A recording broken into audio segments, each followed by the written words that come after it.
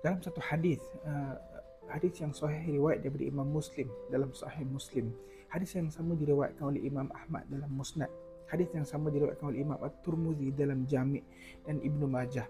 Hadis yang sama, Nabi SAW telah bersabda, hadis daripada Abu Hurairah radhiyallahu anhu, Nabi bersabda, ad-dunya sijnul mu'min wa jannatul kafir.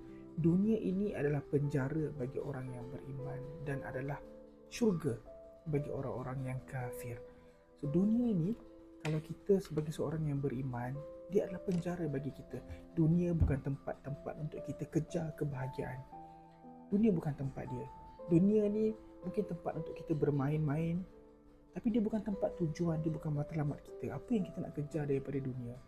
Dan dunia ni adalah penjara bagi kita sebab kita nak kejar apa sepatutnya jadi tujuan kita. Kan? Jannah bagi kita, matlamat, tempat untuk bahagia adalah di akhirat.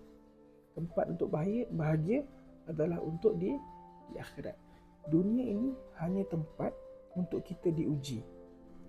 Allah telah jadikan kehidupan kita di dunia ini sebagai ujian kepada kita.